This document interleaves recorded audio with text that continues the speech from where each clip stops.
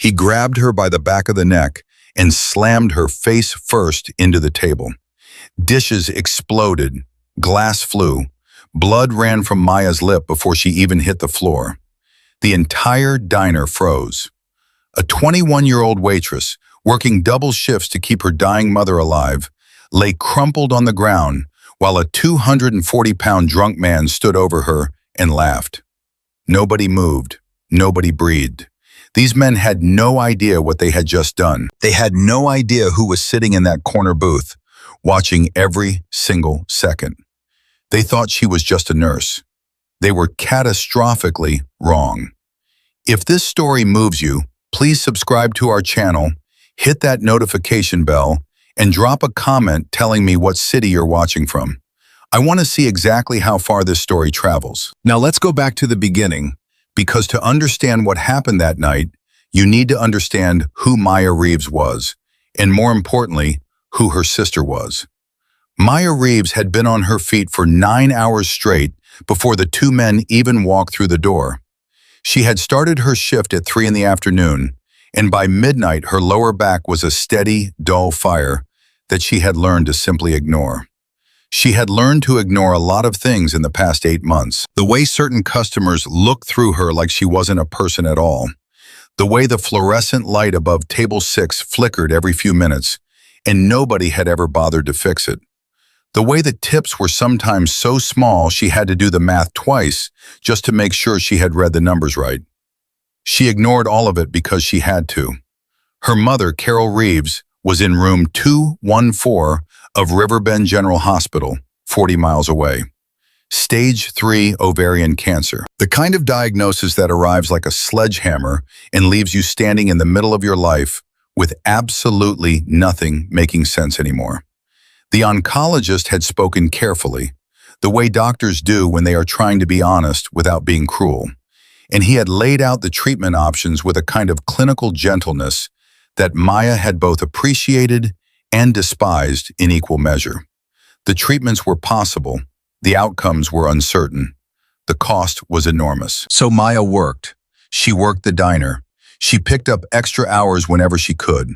She had sold her car 2 months ago and taken to walking the 2 miles to and from work because bus fare added up. She kept a small notebook in her apron pocket where she tracked every single dollar that came in and every single dollar that went out. And at the end of each week, she would sit at the kitchen table of the small apartment she shared with her sister and go over the numbers with the focused intensity of someone trying to solve a puzzle that had no correct solution. Her older sister, Tessa, worked at the same hospital where their mother was being treated. Not as a doctor, but as an ER nurse. Tessa was 31 years old and had the kind of steady, quiet presence that people tended to notice without being able to explain why. She didn't talk much. She didn't laugh loudly. She moved through rooms with a careful, deliberate economy of motion that was neither unfriendly nor particularly warm. She was simply precise. Everything she did was precise. Maya had never really questioned it when they were growing up. Tessa was just Tessa, the older sister who never panicked, the one who could look at a bad situation and find the fastest path through it, the one who had been away for years doing something in the military that she never talked about, and who had come home one day 7 years ago with a nursing certification and a very different look in her eyes, and had quietly rebuilt a life for herself without ever explaining much about the one she had left behind. They were different in almost every way. Maya was open and expressive, the kind of person who showed everything on her face, who laughed easily and cried easily and wore her emotions the way other people wore their favorite sweaters. Tessa was the opposite, a closed door, polite, attentive, deeply caring in the ways that mattered, but guarded in a way that went so far down you eventually stopped wondering where the bottom was. But they loved each other completely. They always had. Even when they hadn't understood each other, they had loved each other.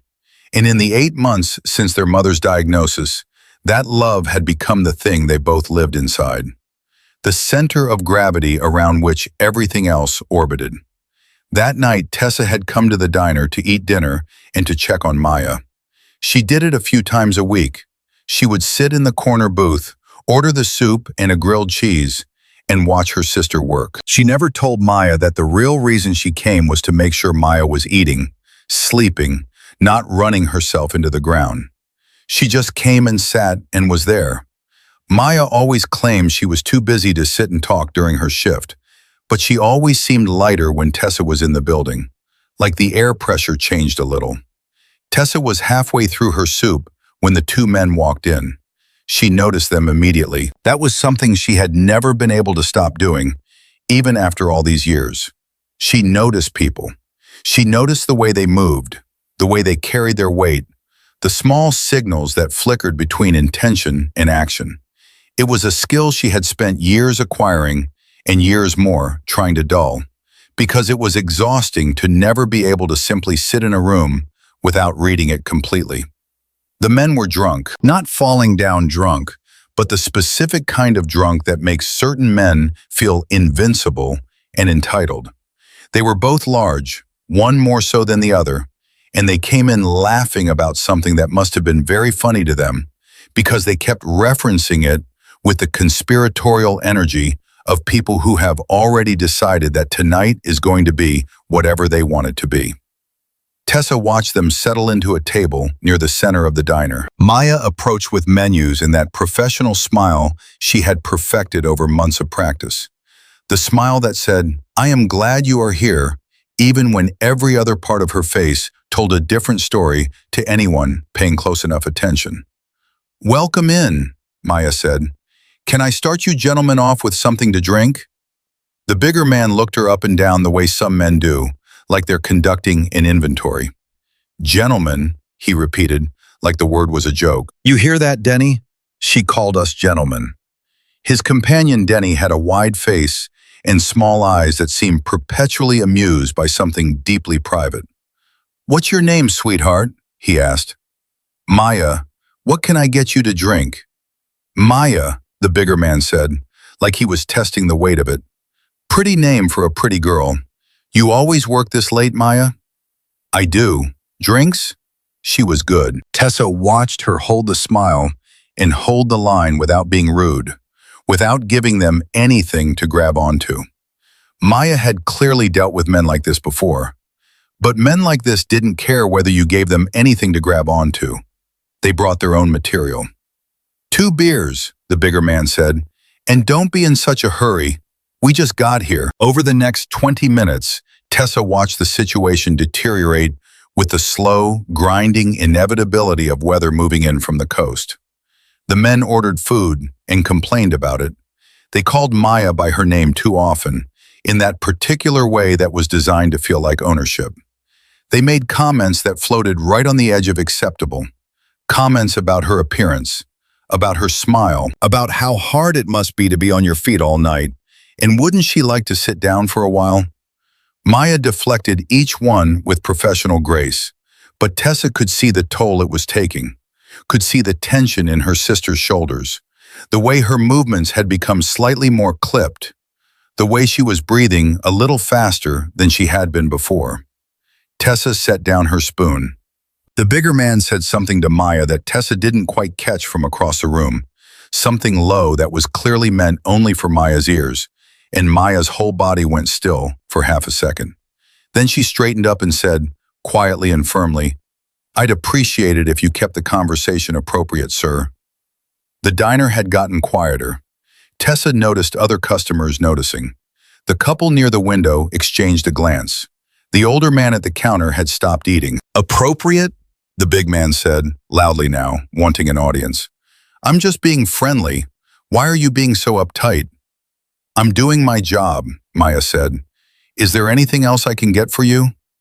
"Yeah, actually," he said, and he reached out and flicked the small order pad out of her hand so that it fell to the floor. "You can start by having a better attitude." Maya crouched to pick it up. "Leave it," he said. "I'm not done talking to you yet." "Sir." "I said leave it." The words sat in the air like a threat. Tessa was already half out of her seat, but Maya was standing again, pad in hand, and she was looking at him with an expression that Tessa recognized. It was the expression their mother used when she had reached the limit of her patience and was about to say exactly what she thought, regardless of the consequences. "I'm going to have to ask you to keep your hands to yourself and your voice down," Maya said, "or I'm going to ask you to leave." The entire diner heard it. For a moment, nothing happened. The man looked at Maya with an expression caught somewhere between surprise and contempt. And then, very slowly, he smiled. "Ask me to leave," he said. "Go ahead, sweetheart. Ask me." "I'd like you to leave." He stood up. He was very large when he was standing. "You're going to regret that," he said, and he reached out and grabbed her wrist. Maya gasped. The glass she had been holding hit the floor and exploded. "Hey," said someone from across the diner, a voice thin with alarm but not quite brave enough to follow through. The man twisted Maya's wrist, not breaking it, but making the point. Making the point clearly and deliberately for everyone in the room to see. "You don't tell me when to leave," he said. "You understand me?" Tessa was on her feet. "Let go of her," she said. Her voice was level, completely, almost unnervingly level, like she was reading a temperature from a gauge. The man turned and looked at her. He seemed to find what he saw amusing. A slender woman in nurse's scrubs, her dark hair pulled back in a loose ponytail, her face carrying the particular exhaustion of someone who has spent the day elbow-deep in emergencies. She looked by all appearances like someone you could dismiss easily. "Mind your business," he said. "She's my sister," Tessa said. "Let go of her right now." He looked at Tessa. He looked at Maya. He seemed to be doing a calculation that came out in his favor, because the smile didn't move. "Your sister," he said. "Well, isn't that sweet?" He released Maya's wrist, but he did it in a way that pushed her back a step, and then he turned his attention fully to Tessa. "Both of you need to learn your place." "Your bill is $42, Tessa said. "Put the money on the table and walk out the door. That is the best thing you can do right now." Denny had gotten up from the table too. He was circling slightly to the left, the way people do when they want to feel flanking without having made a conscious decision about it. "You're serious," the big man said, studying Tessa the way you study something you've decided isn't a threat. "You're actually serious." "Completely," Tessa said. He looked around the diner. People were watching. That mattered to him. Being watched mattered to him. Tessa could see that, and that was the most dangerous part of it. Men who needed an audience were unpredictable, because the audience became a factor in every calculation they made. "You want to make a scene," he said. "Fine." He reached out toward Tessa's shoulder like he was going to push her, and what happened next happened very quickly. Tessa caught his wrist. She moved it in a direction it was not supposed to go, a single controlled motion that bent the joint against its natural angle, and the man's knees buckled immediately. Not out of bravado, out of physics. He let out a short, sharp sound that was not quite a word and grabbed the edge of the nearest table with his free hand. "Sit down," Tessa said quietly. He sat heavily, pulling his wrist back and cradling it against his chest with an expression of genuine bewilderment. Denny had frozen completely. "The two of you are going to stay in those chairs until the police arrive," Tessa said, and she took out her phone and dialed. For a moment, there was no sound in the diner except the faint buzzing of the overhead lights and the distant sound of the kitchen. Then Maya started crying. Not loudly, not dramatically, just the quiet, exhausted tears of someone who has been holding too much for too long. She pressed her hand over her mouth and looked at her sister, and Tessa stepped around the two men and put her arms around her and just held her there in the middle of the diner, while the other customers slowly came back to themselves and someone started clapping from somewhere near the back. Tessa didn't acknowledge the applause. She was looking at Maya's wrist, the one that had been grabbed, running her thumb gently over the red mark left by the grip, doing what she always did, assessing the damage, figuring out what needed to be fixed. "I'm okay," Maya said. "I know," Tessa said. "You didn't have to." "Yes, I did." Maya pulled back and looked at her.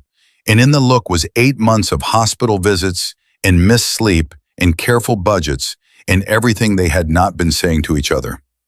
"Are you okay?" Maya asked. It was such a Maya question that Tessa almost smiled. "I'm fine," Tessa said. The police arrived 11 minutes later. 2 officers. One took statements from the witnesses, while the other dealt with the 2 men, who had by then largely sobered, into a kind of sullen, resentful silence.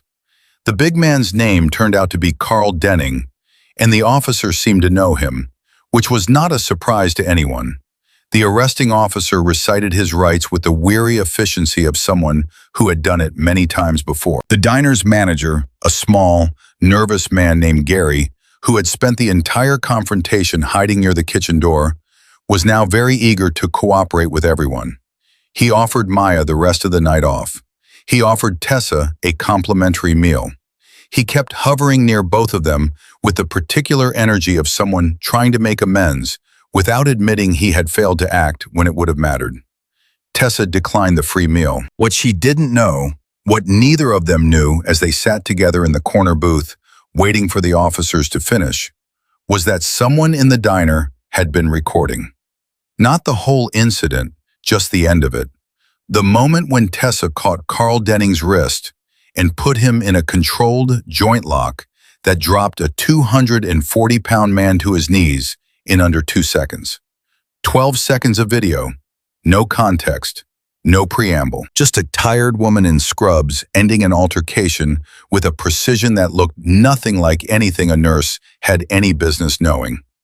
The person who recorded it posted it to social media at 12:47 in the morning.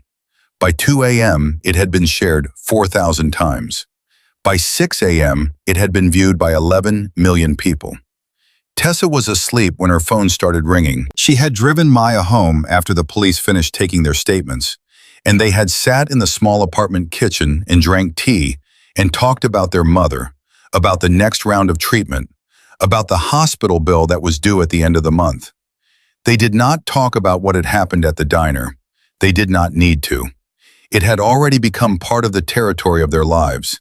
Another difficult thing navigated and survived, and they were both too tired to excavate it. Maya fell asleep on the couch around 1 in the morning, and Tessa covered her with a blanket and went to bed.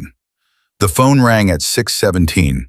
It was her colleague from the ER, a nurse named Diane, who almost never called this early in the morning, and the first thing she said was, "Tessa, have you seen the internet?" "I was asleep," Tessa said. "You need to look at your phone." Tessa looked at her phone. The video had 12 million views. She sat on the edge of her bed in the early morning light and watched herself on a screen, and she felt the familiar, cold settling of something she had spent years trying to stay ahead of. That feeling, that specific feeling of being seen in a way you had never intended, of a door being opened that you had shut very carefully and that you had believed was shut for good. The comments underneath the video were a mixture of awe and speculation. She moved like she had military training. "This is not how nurses fight. Someone find out who this woman is. Former Special Forces. Has to be." Tessa put the phone face down on the mattress and sat quietly for a moment. Then she got up and started making coffee, because there was nothing else to do. Maya woke up to the sound of the coffee maker and came padding into the kitchen with her hair sideways and her eyes still mostly closed.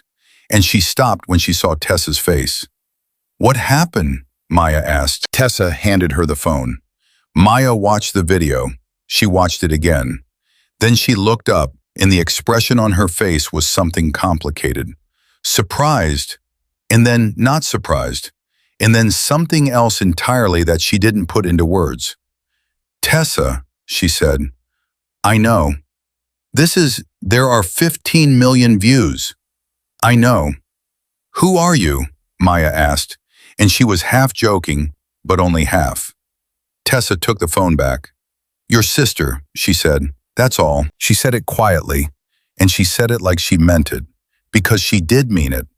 Whatever she had been before, whatever history lived in her body and in the part of her memory she had trained herself not to visit, she was Maya's sister. She was Carol Reeves's daughter.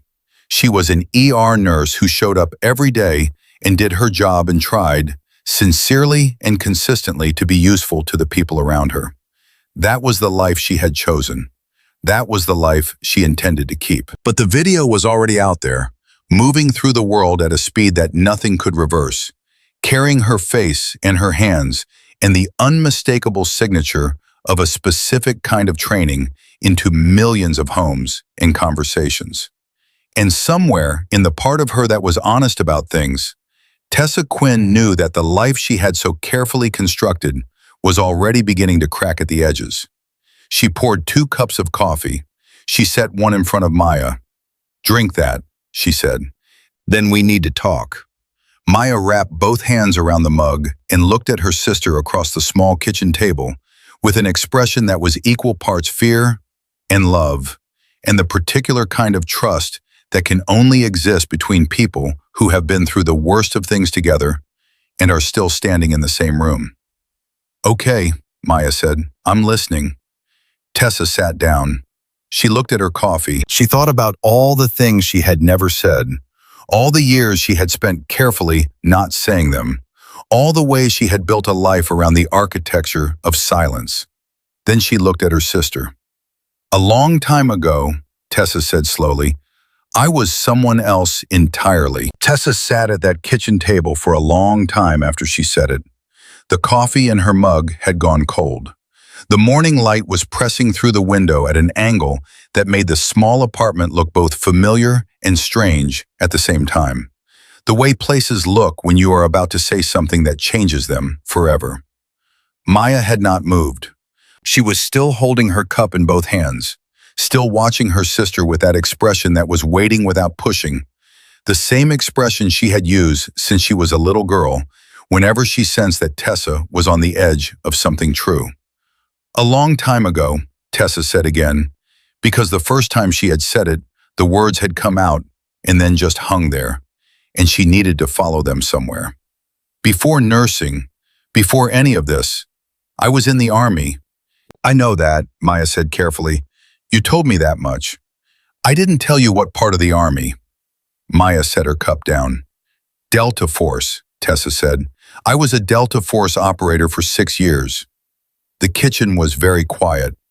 Maya blinked. Once, twice, and then something moved across her face that was not quite disbelief and not quite shock, but was the specific expression of a person watching a puzzle they have been staring at for years suddenly resolve into a picture that was there all along. "That's why," Maya said slowly. "That's why," Tessa said. "The way you move, the way you're always facing the door, the way you never flinch at anything." Maya paused. "I always thought you were just calm." "I am calm," Tessa said. "That's what they teach you. That's the first thing they take apart and rebuild, your relationship with panic." 6 years, Maya repeated, like she was measuring it. "You did that for 6 years and you never said anything." "I signed things," Tessa said. "And then later, I just didn't want to be that person anymore. I came home and I got my nursing certification and I started over. I meant it. I genuinely meant every part of it." Maya looked at her sister's hands, at the steady, precise hands that had held IV lines and set bones, and last night had bent a 240-pound man's wrist into submission in under 2 seconds. "And now 15 million people have seen you on a video," Maya said. 16, Tessa said. "It was 16 million when I checked 20 minutes ago."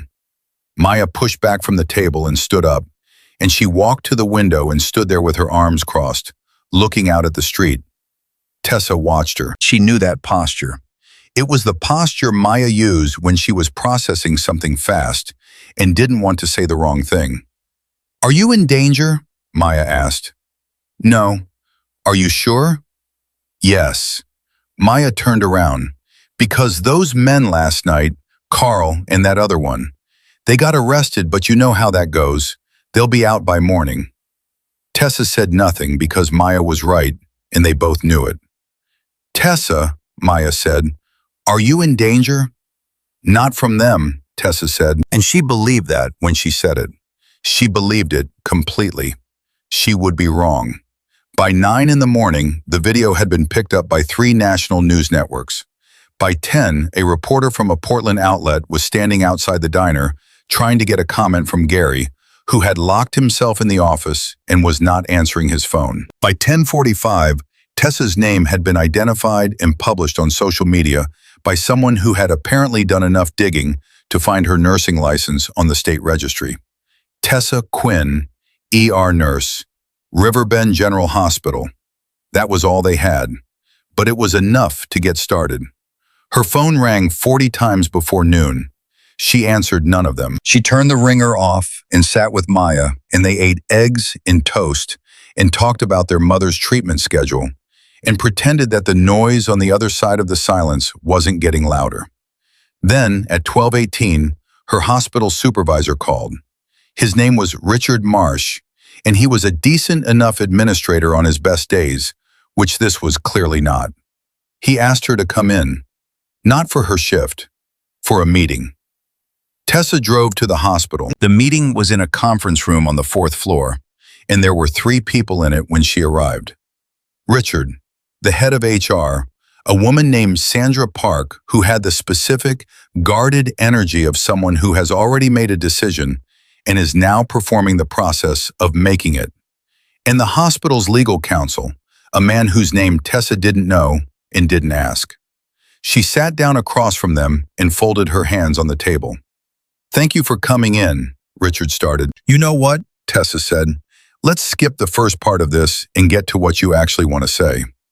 Richard looked at Sandra. Sandra looked at her notepad. "The video," Richard said. "Yes. It's created a significant amount of media attention around the hospital." "Around me," Tessa said, "not the hospital." "You're an employee," Sandra said. "That makes it the hospital." "I stopped 2 men from assaulting my sister in a diner on my personal time," Tessa said. "I was not on hospital property. I was not in any capacity representing this institution." "The use of that level of physical force raises questions about your professional judgment," Sandra said, and she said it in that particular HR voice that was designed to be impossible to argue with because it was framed in the language of concern rather than accusation. Tessa looked at her steadily. "What questions specifically?" "Whether you are the right fit for a patient care environment." The room was very still. Tessa had known this was coming. She had known it the moment she looked at her phone at 6 in the morning and saw the number of views. She had known it the way she knew most things that were about to happen, through a specific, quiet recognition that had nothing to do with hope and everything to do with clarity. "I have worked in this ER for 6 years," she said. "I have never had a complaint. I have never had a disciplinary issue. My patient outcomes are in the top 15% of this department." "We understand that," Richard said, and he actually sounded like he meant it. "Then I'd like you to explain to me how my stopping an assault on my own sister in my own time reflects on my ability to place an IV line or manage a trauma patient." Sandra and the lawyer exchanged a glance. "We're placing you on administrative leave," Sandra said, "pending a full review." Tessa absorbed this. She breathed in, she breathed out. "How long?" she said. "We expect the review to take 2 to 3 weeks." Tessa stood up. She did it the way she did everything, without drama, without visible emotion, completely controlled. She picked up her jacket from the back of the chair. She looked at Richard, who was staring at his hands, and she thought about the 6 years of early mornings and brutal shifts, and the patience she had pulled back from edges that nobody else could see. "You're making a mistake," she said quietly. She left without waiting for a response. She sat in her car in the parking garage for 4 minutes, not because she was falling apart, because she was allowing herself 4 minutes to feel exactly what she felt before she put it somewhere manageable and drove home. It was a technique. Everything was a technique when you had trained long enough. What she felt was grief. Clean, simple grief. Not for the job exactly, or not only for the job, for the life she had tried so hard to build, for the version of herself she had believed was permanent. At the 4-minute mark, she started the car. She was halfway home when her phone buzzed with a notification. She glanced at it at a red light. It was a news alert. Her name and photograph, which someone had found from the hospital's staff directory before they took it down, was now on a national website under the headline that read, "Mystery nurse in viral diner video identified. Sources claim military background." She put the phone face down on the passenger seat and kept driving. Maya was at work when she got home. Tessa had forgotten that Maya had a daytime shift today, that she had gone straight from their morning conversation to get dressed and go back to the diner, because the Bills didn't care about viral videos or hospital administrators or any of the rest of it. The apartment was quiet. Tessa changed out of her work clothes and made more coffee and sat at the kitchen table and opened her laptop. She was not looking for the news coverage. She was looking at the hospital bills, at the spreadsheet Maya kept, the one that was both heartbreaking and completely organized, every cost color-coded and sorted by due date. Their mother's next round of treatment was scheduled for Thursday. The deposit was due tomorrow. Tessa did the math. With her now on unpaid administrative leave, they were short. She closed the laptop. She sat back and looked at the ceiling and allowed herself to be angry for exactly as long as it was useful. And then she let it go. Because anger was a fuel, and right now she needed a different kind of fuel entirely. She needed the kind of steady, forward-moving energy that her training had drilled into her over years. The kind that didn't ask whether the situation was fair and only asked what needed to be done next. She was still sitting there when her phone rang again. She almost didn't answer it, but the number was local and unfamiliar, and she had learned long ago that unfamiliar numbers were worth answering because sometimes they mattered. "Is this Tessa Quinn?" A woman's voice, careful and professional. "Who's asking?" "My name is Agent Denise Carraway," the woman said. "I'm with the FBI field office in Portland. I'd like to talk with you about an ongoing investigation that may intersect with something you witnessed last night." Tessa was very still. "An investigation into what?" "I'd prefer to discuss that in person, Ms. Quinn. I'd prefer you tell me what you're calling about before I agree to meet with anyone." A brief pause on the other end. Then, "The two men from last night, Carl Denning and Dennis Folger, they're not just a pair of drunk men who happened to walk into a diner. What are they?" Another pause, longer this time. "Ms. Quinn, how quickly can you get to a coffee shop?" They met 40 minutes later at a place near the river that Tessa knew because she had eaten breakfast there a few times on early morning drives when she couldn't sleep. Agent Carraway was younger than her voice had suggested, mid-30s, with short dark hair and the particular posture of someone who spent a lot of time trying not to look like what she was. She was already at a corner table when Tessa arrived. 2 coffees. She had ordered for both of them. Tessa noticed that and filed it away. "Thank you for coming," Carraway said. "Tell me what this is," Tessa said. Carraway wrapped her hands around her cup. "Carl Denning and Dennis Folger are mid-level members of an organized criminal network that operates across 3 states. Extortion, loan sharking, trafficking. We've been building a case for 14 months. She paused. Last night was not a random incident. Tessa felt something cold move through her. "What do you mean it wasn't random?" Denning had a record of targeting specific locations, businesses that owed money to his organization. The Crescent Moon Diner is behind on payments to a loan that was originally taken out by the previous owner and that Denning's organization purchased the debt on 8 months ago. "Gary," Tessa said quietly, the nervous manager, the one who had hidden by the kitchen. "Gary Phelps has been making partial payments.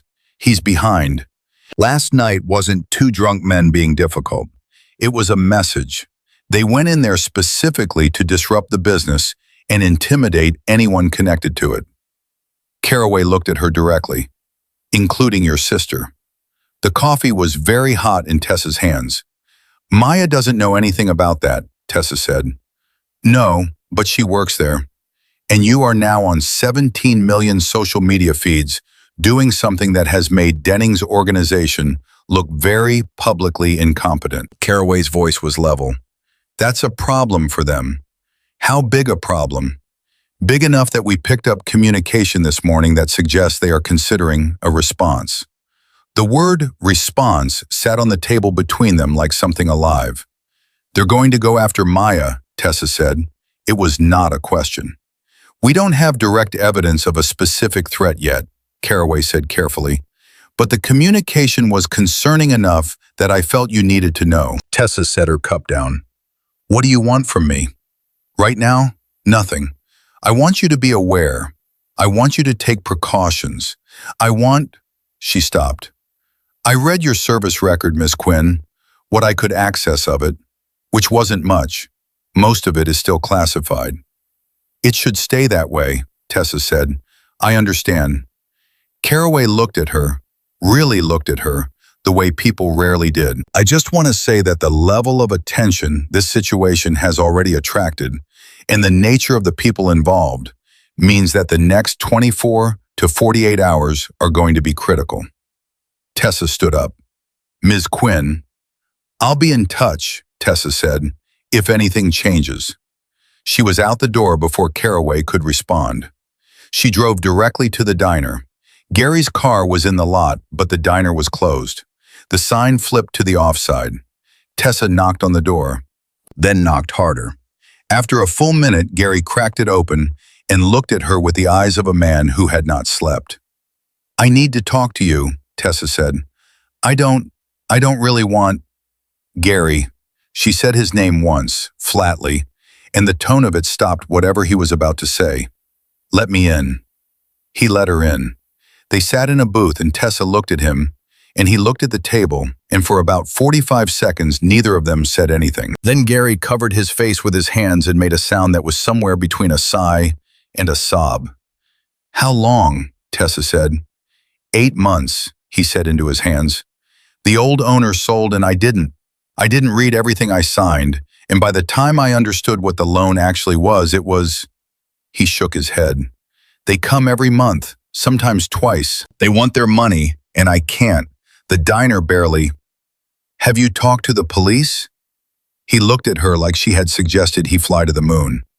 Have you talked to anyone? Tessa asked. What is there to say? They own the debt. Everything I signed was legal. They have lawyers. He wiped his face. They came in last night because I was late on the last payment. They weren't just drunk. I think you probably know that by now. Yes, Tessa said. Maya doesn't deserve to be in the middle of this, he said. She's a good kid. She works so hard. I see how hard she works, and she doesn't know anything about... I know she doesn't, Tessa said. That's why I'm here. She leaned forward slightly. You need to call Agent Denise Caraway at the Portland FBI office. I'm going to give you her number. You're going to call her today, and you're going to tell her everything. Gary stared at her. They will protect you, Tessa said. That's the deal they can offer you. But you have to call today. Not tomorrow. Today. He was quiet for a moment. Then, are they going to come back? Tessa held his gaze. That's why you need to call today. She left the diner and sat in her car and called Maya. The phone rang 4 times and went to voicemail, which meant Maya was with a customer. Tessa left a message that was brief and calm. Hey, call me when you have a minute. I just want to hear your voice. She hung up. She did not say, I am starting to be afraid for you. She did not say, the men from last night are not who we thought they were. She did not say, I spent the morning being fired and meeting with the FBI, and I am sitting in a parking lot running probability assessments the way I haven't had to do in 7 years. She said, I want to hear your voice, because some truths belonged in person. She drove home. She was 3 blocks away when she saw the car. Black sedan, parked slightly too close to the corner for a casual parking job. Engine off, but 2 people inside. She noted the plate number and drove past without changing speed or expression, and went around the block and came home from the other direction and entered through the back. She stood in the kitchen and thought, the car could be nothing. Tess knew that. She also knew that the difference between people who survived dangerous situations and people who didn't was not strength or speed. It was the willingness to take what they saw seriously before they had proof. She took out her phone and sent the plate number to a contact she had not texted in 4 years. A single message, no explanation, just the number. Within 8 minutes, she had a response. The car was registered to a holding company with no public address. Tessa put her phone in her pocket. She walked to the small closet in the hallway, the one at the back where winter coats hung, and she reached up to the shelf above the coats and pushed aside a folded blanket and put her hand on a locked metal box she had carried with her through every move for 7 years and prayed every single day she would never need to open. She did not open it yet. She just let her hand rest on it for a moment. She thought about the life she had built, the coffee, the scrubs, the early morning drives when she couldn't sleep, the spreadsheet on Maya's laptop with the color-coded bills, her mother in room 214 fighting. She thought about all of it, and then she heard Maya's key in the front door lock, and her heart dropped a full inch in her chest, because she had expected Maya to be at the diner for another 2 hours. "Tessa?" Maya called from the front room. "You home?" Tessa came out of the hallway. Maya was standing in the entrance, still in her work apron, her face somewhere between confusion and fear. She was holding a piece of paper, small, white, folded once. "Someone left this on the diner counter," Maya said. "Gary found it and he went white as a sheet and he told me to leave immediately and call you." Her hand was shaking slightly. "What is happening, Tessa? What is going on?" Tessa crossed the room in 5 steps. She took the paper. She opened it. 4 words, handwritten. "She owes us more." Tessa read the note twice. 4 words. That was all it took. 4 words written in plain black ink on a piece of diner notepad paper. And the whole architecture of the life she had been trying to protect collapsed into something she recognized from a different world entirely. A world of threat assessments and extraction protocols, and the specific kind of clarity that only arrives when everything soft has been burned away and only the essential remains. She folded the note and put it in her pocket. "Tessa," Maya said, "talk to me right now." "Close the door," Tessa said. "Lock it." Maya locked it. "The chain," Tessa said. Maya slid the chain across. And then she turned around and looked at her sister, and her voice was very careful and very controlled, which meant she was more frightened than she was letting on. "Tell me what that note means." Tessa was already moving through the apartment, not frantically, methodically. She checked the back window. She checked the side window. She confirmed what she already knew, that the black sedan was still on the corner, engine still off, 2 silhouettes still visible inside. "The men from last night," Tessa said, coming back to the hallway. "They're not just 2 drunks. They work for a criminal organization. They were at the diner because Gary owes their people money. And now that the video went everywhere and made them look like fools in front of 20 million people, they have decided that they need to make a point." Maya absorbed this. "And the point is me." "Yes, because I work there. Because you are the easiest way to get to me," Tessa said, and she said it plainly because Maya deserved plainness. "I'm the one who embarrassed them on camera. You are leverage." Maya sat down on the couch. She sat down very slowly, the way people do when their legs have made a decision their brain hasn't caught up with yet. She pressed her palms flat on her knees and breathed. "Okay," she said. "Okay?" Tessa asked. "I'm processing," Maya said. "Give me 10 seconds." Tessa gave her 10 seconds. "Okay," Maya said again, and this time there was a different quality to it, steadier, more resolved. "So what do we do?" "First thing," Tessa said, "you're not going back to the diner." "Tessa, not up for debate. I need the money." "Maya," she said it once, firmly, and Maya stopped. "Gary is going to call the FBI today. I made sure of it. The diner is going to be a different situation by tomorrow. But right now, tonight, you are not going back there. Maya looked at her hands. Then she looked up. Where are we going? Not here, Tessa said. Not tonight. She glanced toward the window. There's a car outside. I don't like it. Maya's head turned slightly toward the window, and Tessa said, Don't look, without raising her voice. And Maya's head stopped moving immediately. And in that moment, she did exactly what Tessa told her, without question. And Tessa felt a wave of something fierce and protective move through her chest. We're going to pack a bag, Tessa said, casually, like we're going somewhere for the night. And then we're going out the back, and we're going to your friend Carla's building 2 blocks over, because her parking garage has a second exit, and we can get a car from there. You've already thought all of this through, Maya said. It was not an accusation. It was more like wonder. Yes, Tessa said. When? While you were locking the door. Maya looked at her sister for a long moment. Long enough that Tessa could see her recalibrating something she had believed for years. Not changing how she felt, just updating the picture. Start packing, Tessa said. 10 minutes. Only what matters. They were out the back door in 8.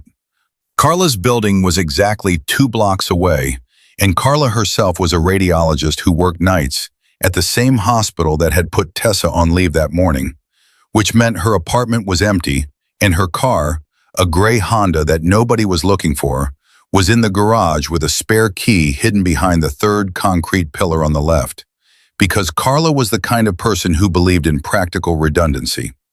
Tessa had known this for 2 years. She had never planned to use it. She used it now.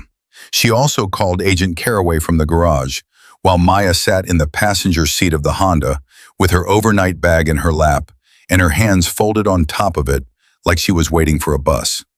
Caraway answered on the 2nd ring. There was a note, Tessa said, left at the diner for my sister. A sharp silence. Then, what did it say? 4 words. She owes us more. Tessa kept her voice low. There's also been a vehicle outside my building since at least 3 this afternoon. Black sedan. I sent you the plate. It's registered to a shell company. I saw that message, Caraway said. We ran it. The holding company traces back to a logistics front that Denning's organization uses. So it's not nothing. No, Caraway said. It's not nothing. She paused. Where are you right now? Mobile, Tessa said. Somewhere safe. I'd strongly recommend. Gary Phelps is going to call you tonight, Tessa said. When he does, move fast. Everything you need to move on Denning's organization is going to come from Gary. He's been paying them for 8 months. He has records. Ms. Quinn, Caraway said, and there was something in her voice now that was neither professional nor impatient, but somewhere between the two. You need to let us handle this. I am letting you handle it, Tessa said. I'm just making sure you have what you need to do it correctly. She hung up. Maya was watching her from the passenger seat. The FBI, she said. Yes. You called the FBI from a parking garage using a stranger's car. Carla isn't a stranger. She's your friend. Tessa. Maya's voice was a careful, controlled thing. I need you to tell me how worried to be right now on a scale of 1 to 10. Tessa started the car. 6, she said. Is that the honest number? She pulled out of the garage. 7, she said. Maya nodded. She accepted this. She turned and looked out the windshield at the street ahead. Where are we going? She asked.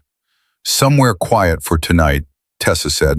I have a place in mind. The place was a motel 12 miles outside Copperfield that Tessa had stayed in once, 3 years ago, during a stretch when she had needed to be somewhere with no connection to her name, no particular reason for anyone to look.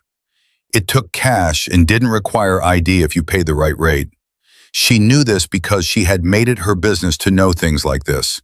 Old habits, the kind that turned out to be useful in ways she had never wanted them to be. She paid. She got a room on the ground floor with 2 exits. She checked both exits before she let Maya put her bag down. Maya sat on the edge of the bed and watched her sister scan the room. I know this is weird, Tessa said. It's extremely weird, Maya said, but I trust you. They sat together for a while after that, and Maya called the hospital, not the ER, but the oncology ward, and talked to the night nurse about their mother, asking the quiet questions she asked every evening. How was she sleeping? Had she eaten? Was the pain manageable tonight? Tessa listened from the other bed and felt the specific kind of exhaustion that has nothing to do with the body. When Maya hung up, her eyes were dry, but just barely. She's okay, Maya said. She's sleeping. Good, Tessa said. We need to tell her, Maya said, about all of this. Not tonight, but soon. She's going to find out about the video, and I'd rather she hear it from us. I know. She's going to want to know everything, Maya said, about Delta Force, about all of it. I know that too, Tessa said. Are you ready to tell her? Tessa thought about their mother, about the particular way Carol Reeves looked at her oldest daughter, with equal parts pride and a very specific, private worry that she had never put into words, but that Tessa had always felt. Like she sensed there was something behind Tessa's eyes that she couldn't quite reach. I'll be ready, Tessa said, when the time is right. Maya lay back against the pillow and stared at the ceiling. Tell me something, she said, about back then, one thing you've never told anyone. I'm not asking for operational details or whatever, just something real. Tessa was quiet for long enough that Maya must have thought she wasn't going to answer. Then she said, the hardest part wasn't the missions. Maya waited. The hardest part was coming home and not knowing who to be anymore. You train for years to become something very specific, to operate in a certain way, to see the world in a certain way, to make decisions in fractions of seconds based on information that most people never have to process. And then one day, it's over. And you're standing in a grocery store trying to decide between two brands of coffee, and you feel completely insane because part of your brain is still running security sweeps on everyone in the aisle. Maya was quiet. Nursing helped, Tessa said, because there was still urgency, still decisions that mattered, still the feeling that what I did in a given hour had real consequences for real people. But it was quieter, and I could be useful without, she stopped, without hurting anyone, Maya said softly. Yes, Tessa said, without hurting anyone. The room was very still after that. 20 minutes. Tessa slept in short intervals the way she always had, 3 to 4 hours in pieces, her nervous system never fully off. She was awake at 3:47 in the morning, fully conscious between one breath and the next, and she was already reaching for her phone before she understood why. It was a text from a number she didn't recognize. We have your sister, $50,000 by tomorrow night. Don't call the police. You know what happens if you do. Tessa looked at the other bed. It was empty. The bathroom door was open. She had checked the room in the dark in under 2 seconds. No Maya. The overnight bag was still there, but Maya's phone was gone, and the room door was locked from the inside, which meant she had gone out through the side window, which meant, no, not that. That didn't make sense. Maya would not leave voluntarily. Tessa forced herself to think. The window latch was broken. From outside, the frame had been pushed in. She had checked it when they arrived, and it had been sound. Someone had come through that window in the 3 to 4 hours since she had last been awake, and they had done it silently enough to take Maya without waking Tessa, which was not an easy thing to do, and which meant that whoever had done it was practiced. She stood in the room and breathed. Her phone buzzed again. Come alone, no tricks. You're a nurse, not a soldier. Remember that. She read that twice. They didn't know. She held that thought, turned it over. The video showed her using a joint lock, but a joint lock could be explained away as self-defense training, as martial arts, as any number of things that a civilian woman might have picked up. The media had reported that sources claimed a military background, but it was speculation. They hadn't confirmed anything. And Denning's people, whoever had sent this message, believed they had taken a nurse's sister. leverage against a woman who had maybe taken a self-defense class. That was their mistake. And Tessa Quinn, former Delta Force operator, 6 years of covert missions in places that most Americans couldn't find on a map, understood with complete and immediate certainty that the only advantage she had right now was the distance between what they believed she was and what she actually was. Every second she let them keep that belief was a second that worked in her favor. She did not call Agent Caraway, not yet. Not because she didn't trust the FBI, but because she knew something that federal procedure could not account for. Speed. The kind of speed that exists in the space between when a threat is identified and when it becomes irreversible. Maya had been taken minutes ago. The window was still warm when she touched the frame. They were close. She sent a text back to the unknown number. 3 words. I understand. How long? The response came in 90 seconds. Tomorrow, sunset. We'll be in touch. That gave her roughly 18 hours. 18 hours was both a lot and nothing at all, depending on what you did with it. She put on her shoes, moved the overnight bag to the shelf, checked her jacket pocket for the 2 things she always carried and had carried for 7 years without needing them. And then she picked up her phone and sent one message to Agent Caraway. They took Maya. I need the address associated with Denning's known properties in Copperfield. I need it in the next 30 minutes. Please. Then she sat very still and waited. 3 minutes passed, then 5. Then Caraway called. Tell me exactly what happened, Caraway said. Tessa told her, concisely in the order it mattered, with no unnecessary detail. The empty bed, the window, the texts. You need to stand down, Caraway said immediately. This is now a kidnapping. This is federal. We have a protocol. How long does your protocol take to deploy? Tessa asked. A pause. We can have a team. How long? 4 to 6 hours minimum to. She's been gone 20 minutes, Tessa said. I need that property list. Ms. Quinn, I cannot. Denise. She used the first name deliberately, the way you use a first name when you need to reach the person behind the title. I am not asking you to sanction anything. I am asking you to send me a list of properties. That is information your office already has. Send it to me and then continue your protocol. Run both tracks simultaneously. You know as well as I do that parallel operations are sometimes the difference. Silence on the line. If you do this without us, Caraway said carefully, and something goes wrong, if you take 4 to 6 hours, Tessa said quietly, you may not have anyone left to rescue. Another silence. Longer. I'm sending you a file, Caraway said. 3 known addresses. I'm also deploying my team immediately. These are not mutually exclusive. No, Tessa agreed. They are not. She received the file 40 seconds later. 3 properties associated with Denning's network in the Copperfield area. A storage facility on the north edge of town. A warehouse in the industrial district. A private residence registered to a name she didn't recognize, but that Caraway had flagged with a single asterisk, which, in Tessa's experience, meant most likely. The industrial district warehouse was 4.3 miles from the motel. She drove Carla's Honda without headlights for the last half mile, which was possible because the industrial district at 4 in the morning had no traffic and enough ambient light from the distant highway to navigate by.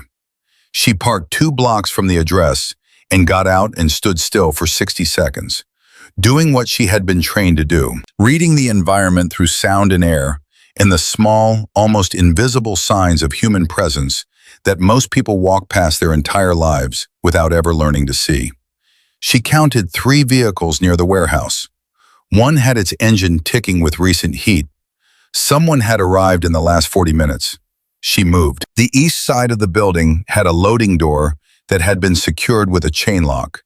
The industrial kind, rated high on packaging and low in practice if you knew the right angle of pressure. She knew the right angle of pressure. She had learned it from a man named Sergeant Torres in Fort Bragg 11 years ago during a training exercise that had lasted 36 sleepless hours and produced in her a kind of knowledge so thoroughly embedded it had become muscle memory rather than thought. The chain gave. She stepped inside. The building smelled like oil and cold concrete and recent cigarette smoke. She moved along the interior wall, staying out of the open middle, keeping to the geometry of cover. Her breathing was slow and even. Her heart rate was elevated but controlled, the way it got in the field, not the racing panic of fear, but the clarifying acceleration of readiness. She heard voices before she saw the light. Two men. One of them pacing, based on the irregular rhythm of the footsteps, the other stationary. They were behind a partition wall on the far end of the building, and there was a light source back there, something portable, a lantern or a work light. She heard Maya's voice. "I don't know what you think I have to do with any of this," Maya said, and her voice was steady in a way that made something tighten in Tessa's chest, because it was the exact kind of steadiness that comes not from not being afraid, but from deciding that fear was not useful right now.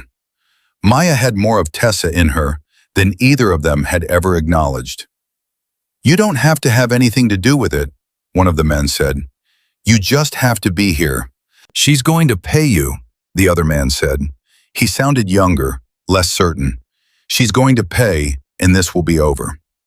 "She doesn't have $50,000, Maya said. "Then she better figure out where to get it." "She's a nurse," Maya said.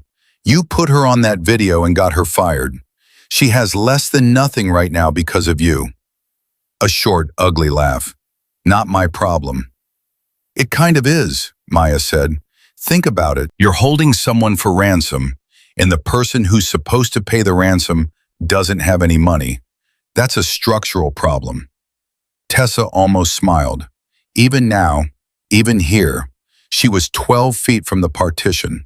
She heard the older man move, heard the particular shift of weight that meant he was getting up or stepping forward, heard him say, flatly, with a kind of zero-temperature menace, "You talk too much." "I'm sorry," Maya said. "I do that when I'm nervous." "Stop." "Sure," Maya said. "Sure, absolutely. Sorry." 10 feet. 8. Tessa was at the edge of the partition when her foot found a piece of metal scrap on the floor, and it scraped a single, small sound against the concrete. Not loud, barely anything. But in a quiet building at 4 in the morning, barely anything was enough. The younger man said, "What was that?" And the older man said, "Check it." And footsteps came toward the partition fast. Tessa had already moved. She was not on the other side of the partition anymore. She was pressed flat against the wall on the near side. And when the younger man came around the corner with a flashlight in his hand and a very bad plan forming on his face, she moved in a direction he was not expecting, which was toward him and not away. And in 3 seconds, he was on the floor with his flashlight in her hand and no clear memory of how he had gotten there. He was not badly hurt. She had been specific about that. Specific the way you can only be when the technique is so deeply trained that you can calibrate it even under pressure. But he was not getting up in a hurry. The older man came around the partition a half-second later, and he was not carrying a flashlight. He was carrying something heavier and more serious. And the moment Tessa registered what it was, every calculation shifted. "Stop right there," he said. Tessa stopped. The flashlight was still in her hand. The room was lit by a single work lamp on the floor, and the beam of the flashlight in her grip. And in the crossing of those two lights, she could see Maya. Zip-tied to a metal chair, her face taut with controlled fear, her eyes finding Tessa's in the semi-darkness, and holding them with an intensity that said everything and nothing all at once. "You found us fast," the man said. He was reassessing her. She could see it happening in real time, the way his eyes moved over her and rearranged their assumptions. "Yes," Tessa said. "You shouldn't have come alone," he said. "I know," she said. "So why did you?" She looked at Maya. "Because she's my sister," she said, "and because I needed to know she was okay before anyone else arrived." He processed this. His grip shifted slightly. Anyone else, he repeated. What does that mean?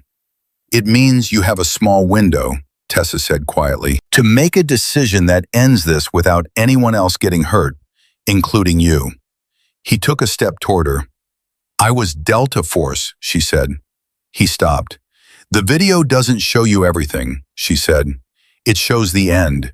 It doesn't show the training. It doesn't show 6 years of field work.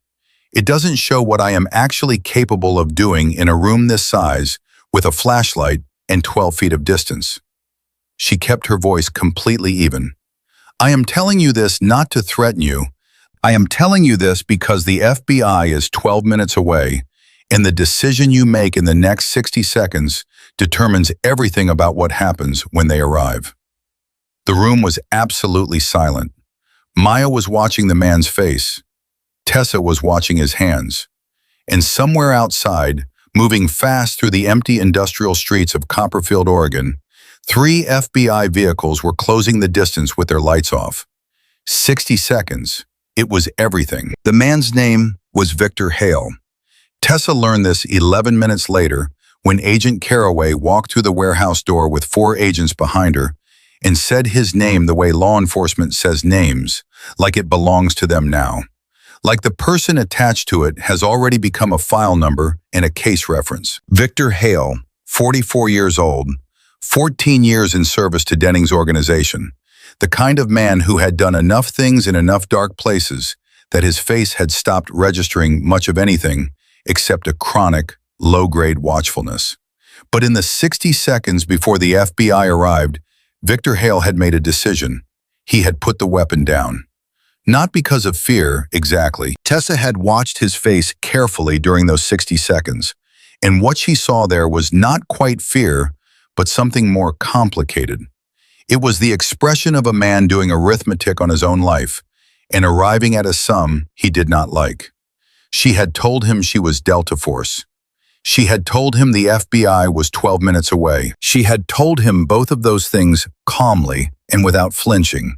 And something in the combination of those 2 facts, the woman in front of him and the sirens that were already beginning to be audible in the distance, had produced in Victor Hale a rare moment of genuine calculation.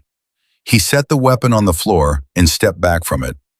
Smart, Tessa said quietly.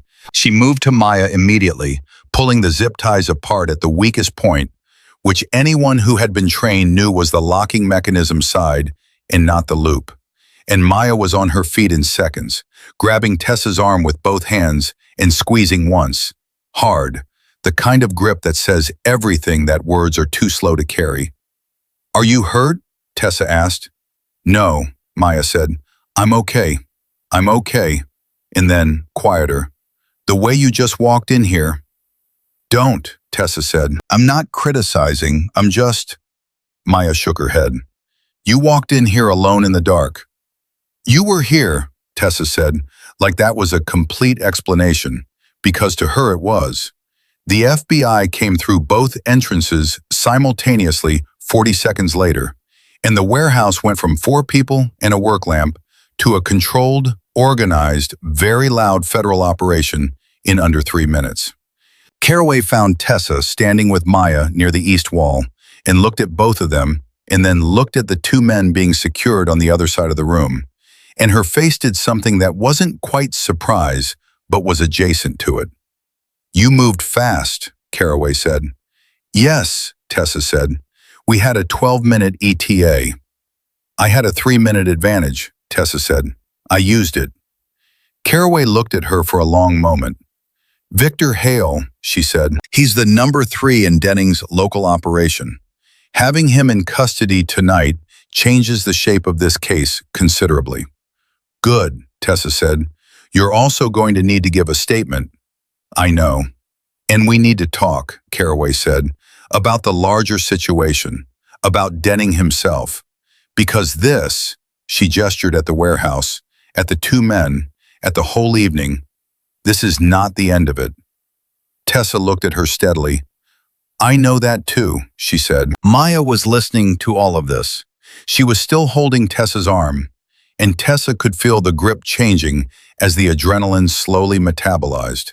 the hard, desperate clutch softening into something that was more about contact than emergency. She understood that. She let it stay. "Tonight we're safe," Tessa said to Caraway. "Talk to me tomorrow about the rest." Caraway nodded. "Tonight you're safe," she agreed. And then she added, with the careful precision of someone who does not make promises they cannot keep, "For tonight."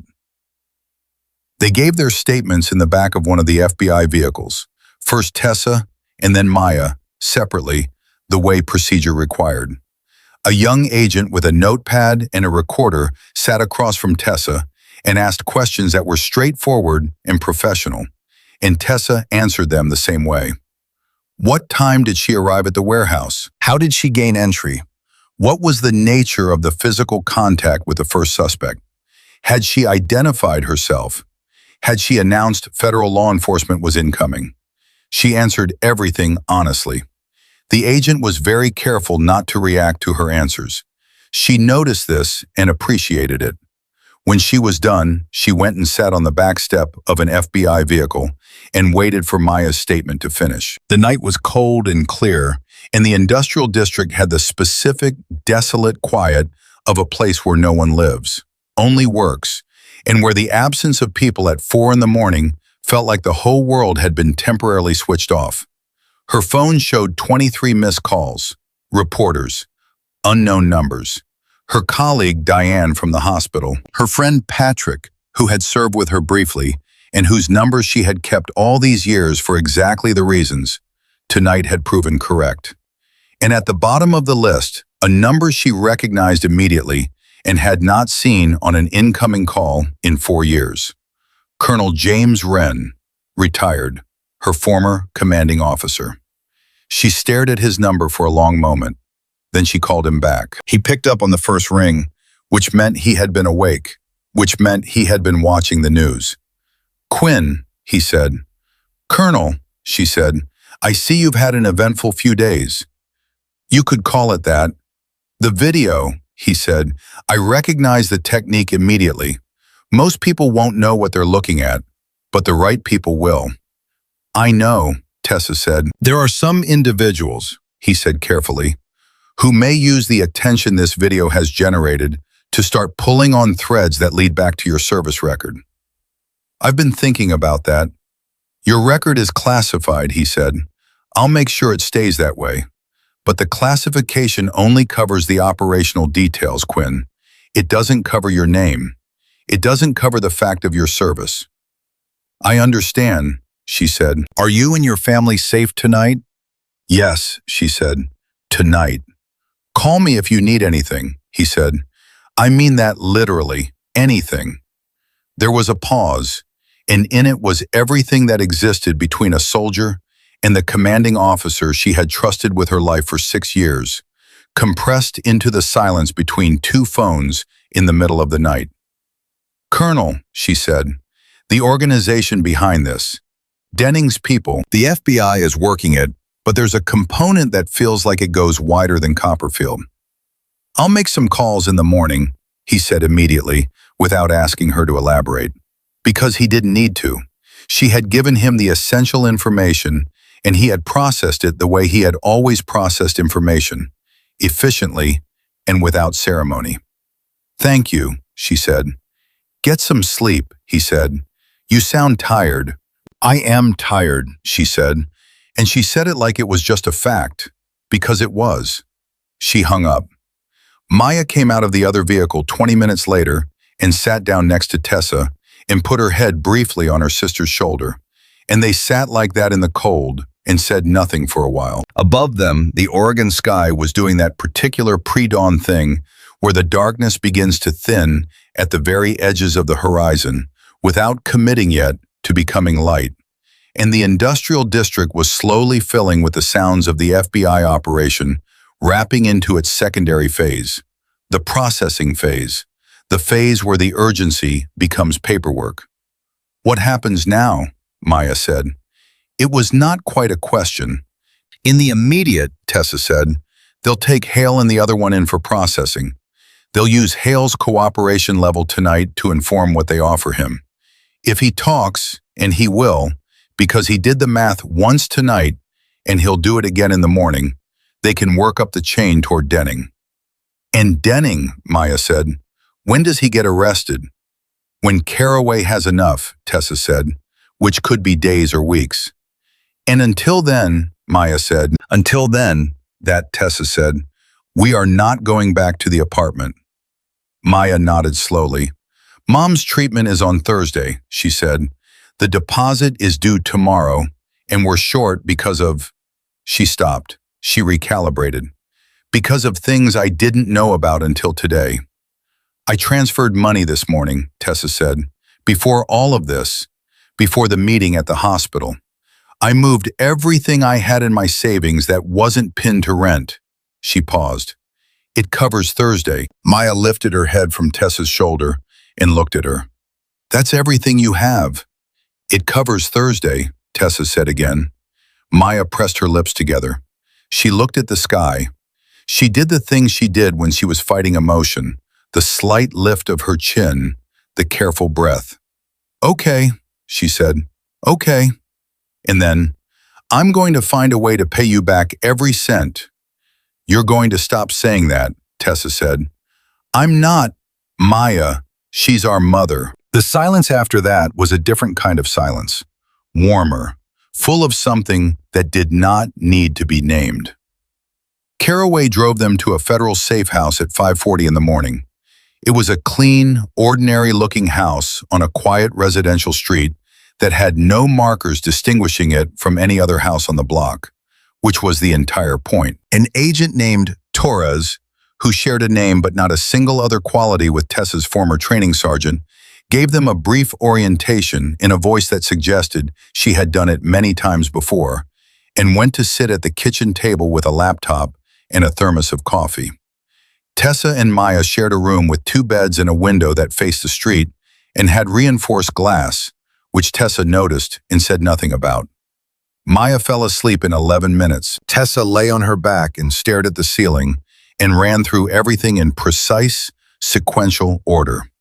Every piece of information she had, every variable, every unknown. It was something she had been trained to do and had never been able to stop doing, even in the years when she had tried hardest to be ordinary. Her brain was a machine that processed threat and contingency with or without her permission, and she had long since stopped fighting it and learned instead to use it. What she knew. Carl Denning was still free.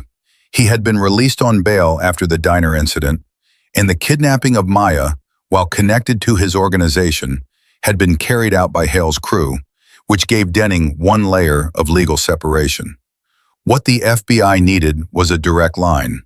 What provided that line was Gary Phelps, whose 8 months of payments to Denning's organization, if documented correctly, created a chain that Caraway could follow. What she didn't know, whether Gary had actually made that call.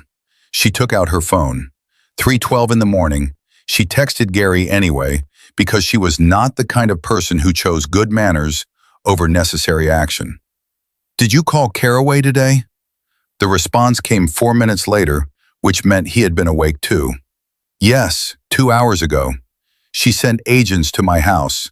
I gave them everything, bank transfers, names, dates, all of it. I'm scared, Tessa. She typed back, you did the right thing. You are protected now. Get some sleep. A long pause, then, is Maya okay? She typed, yes. She put the phone down.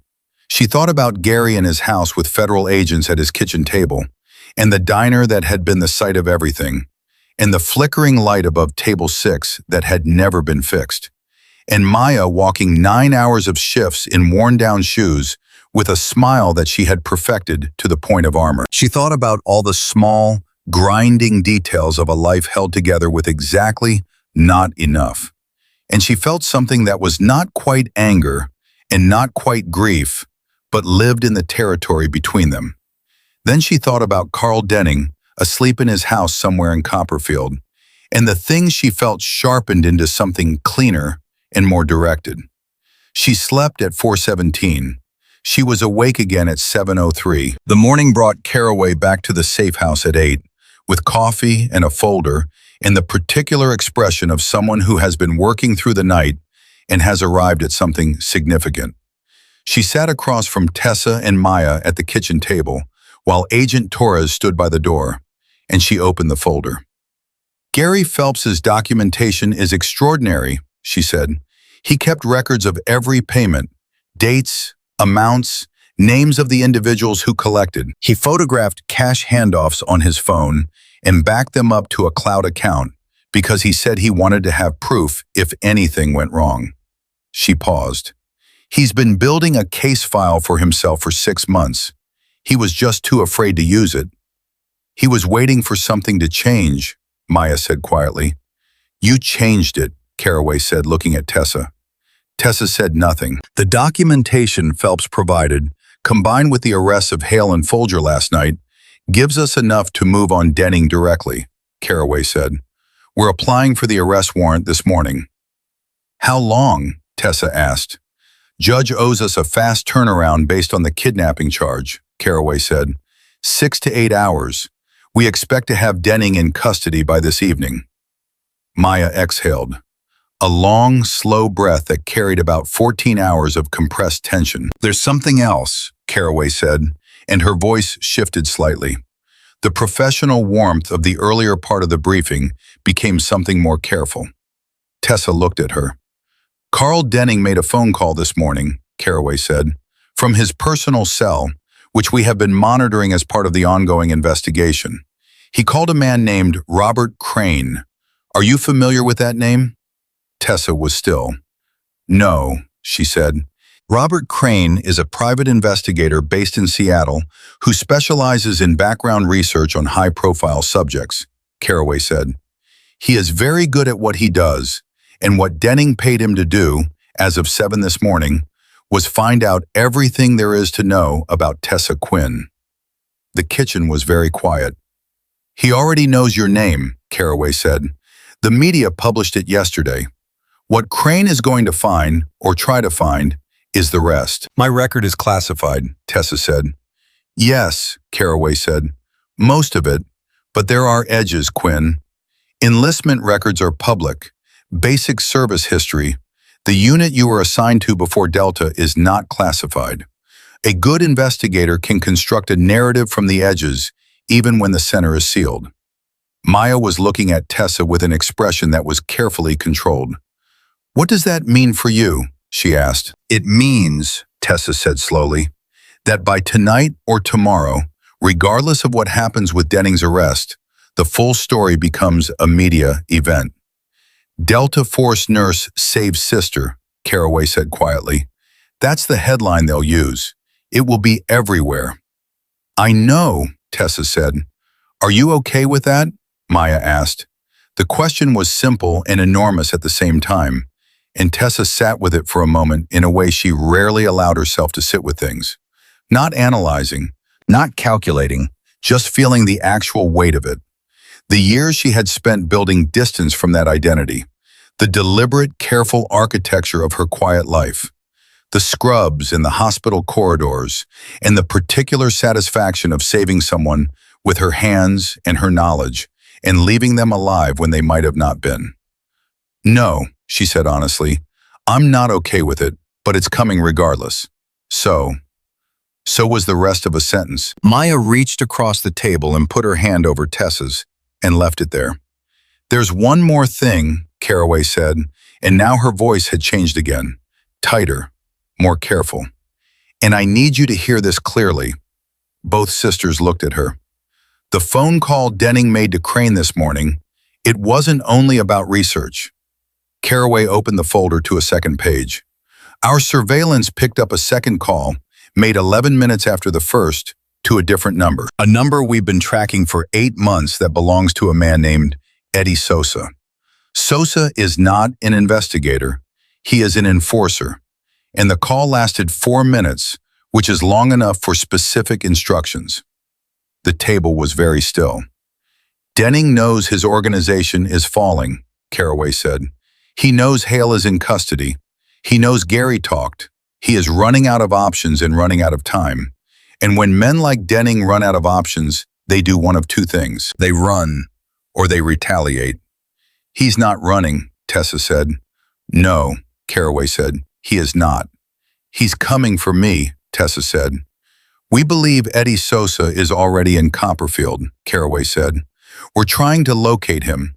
We have units on it right now, but I need you to understand that even with a warrant in process, even with Hale in custody, the next 4 to 8 hours are a window. Maya's hand tightened over Tessa's. You're telling us we're not safe even here, Maya said. I'm telling you this location has not been compromised, Caraway said firmly. But I am also telling you that Tessa, specifically, may be a target, and I need her to stay in this house. Tessa looked at her. I mean that, Caraway said. Whatever you are thinking right now, whatever calculation your brain is running, I need you to let us do our job. A pause. I let you do your job last night, Tessa said. I was parallel. This is different, Caraway said. Last night, Maya was already taken. Right now, nobody has been taken. Right now, the best thing you can do for your sister and for this case is stay inside this house and let us bring Denning in through legal process. Tessa looked at Maya. Maya was watching her with an expression that was not asking her to stand down exactly, but was asking her to see something, to see that the thing she was built to do, which was to move toward the threat and neutralize it, was not always the thing that was needed. That sometimes what was needed was to sit still and trust something other than herself. It was possibly the hardest thing anyone had ever asked Tessa Quinn to do. Okay, she said. Caraway visibly relaxed by about 3%, which on her face was the equivalent of a full exhale. 4 to 8 hours, Tessa said. That's the window. Yes, Caraway said. Then I want a full briefing every hour, Tessa said. Denning's location, Sosa's location, the warrant status, every hour. Every hour, Caraway agreed. The morning moved slowly, and then it didn't. At 10:47, Caraway called to say the warrant had been issued. Tessa relayed this to Maya, who was on the phone with the oncology ward checking on their mother, and Maya gave a small, tight nod without interrupting her call. At 11:15, Caraway called again. Denning had been located at a property on the east side of Copperfield. Units were moving. At 11:52, Caraway called a third time. Her voice was different. Quinn, she said. Denning wasn't at the property when the units arrived.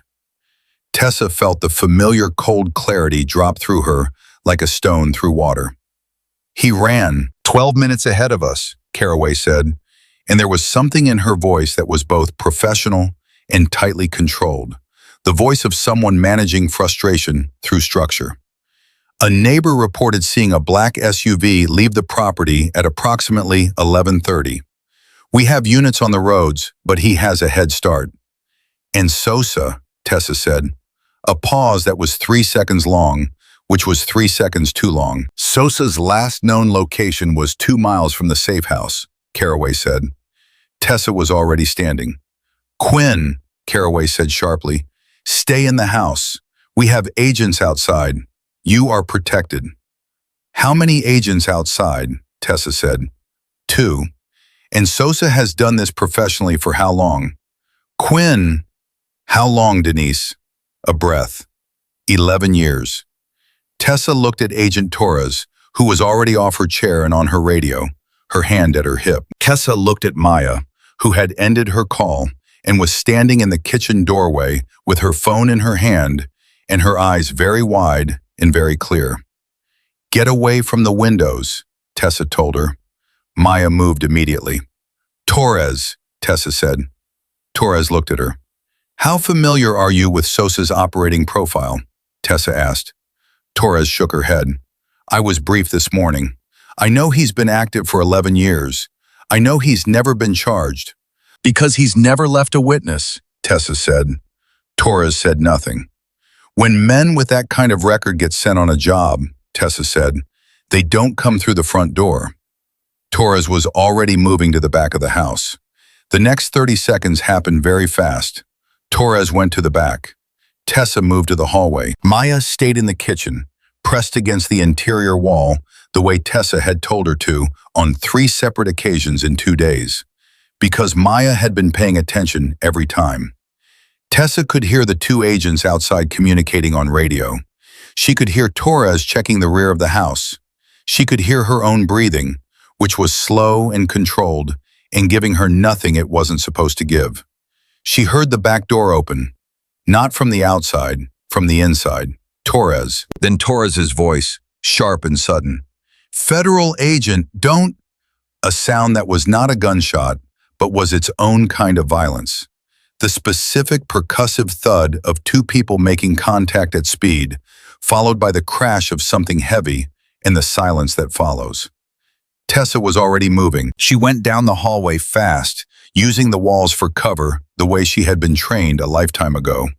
And she came into the back room to find Torres on the floor, conscious but dazed, and a window standing open and cold air coming through it, and the clear, unmistakable evidence that Eddie Sosa was already inside the house. She did not go back for Maya.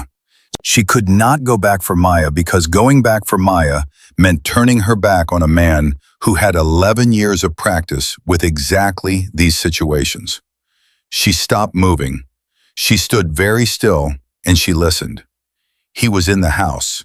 He had come in the back while Torres was at the back door, which meant he had watched the house long enough to know the pattern, which meant he was as good as Caraway had said. But he didn't know she was Delta Force. Or he didn't believe it yet. That was still the gap. That was still the thing. Her voice came out completely steady when she spoke, loud enough to carry through the house, calm enough to be unreadable. "Mr. Sosa," she said, "my name is Tessa Quinn. I was a Delta Force operator for 6 years. There are federal agents outside this house. Agent Torres is not seriously injured. Carl Denning is currently the subject of a federal warrant and will be in custody within the hour." Nothing. "I am telling you this," she continued, "because the last man who came into a room with me, thinking I was just a nurse, made a very poor decision. I would prefer you make a better one." The house was still, and then from the kitchen, Maya's voice, very clear and very controlled. "Tessa, he's in here." Everything stopped. Tessa closed her eyes for exactly 1 second. Then she opened them and she moved. She moved the way she had been trained to move, which was not the way people moved in action movies. Not fast and loud and dramatic, but low and quiet and deliberate. Each step placed with the specific economy of someone for whom movement had been, at one point in their life, a matter of survival so immediate that the body had encoded it permanently into something below conscious thought. The kitchen was 12 feet down the hallway, 12 feet. She covered it in 4 seconds. D.A. Sosa was standing near the kitchen table with one hand on Maya's shoulder and his eyes on the hallway, which meant he had heard her coming and had made the calculation that Maya was more useful standing than otherwise. He was smaller than she had expected, medium height, lean, with a kind of unremarkable face that was probably an asset in his line of work. He looked like someone you would forget immediately after passing on the street. He had the careful, patient stillness of a man who was very comfortable with what he was doing. Maya was standing very straight. Her hands were at her sides. Her face was controlled in that way it got, that way that Tessa recognized as the Reeves family response to genuine fear, which was to go very quiet and very still and give nothing away. Their eyes met. Tessa read everything in that glance. Maya was not hurt. Maya was frightened, but thinking. Maya had already assessed the room and the situation the way she had been unconsciously absorbing from her sister for 2 days. "That was fast," Sosa said. His voice was mild, almost conversational. "Let her go," Tessa said. "I don't think so," he said, not cruelly, just factually, the way you state a position in a negotiation. "Denning is running," Tessa said. "Whatever he told you this job was worth, he's already decided it's not worth enough to stay for. You're holding a girl in a federal safe house, surrounded by FBI agents, as a favor to a man who is currently in a car driving away from you." Something moved across Sosa's face. Small and fast, but she caught it. He hadn't known Denning was running. "You didn't know," Tessa said. His jaw tightened slightly.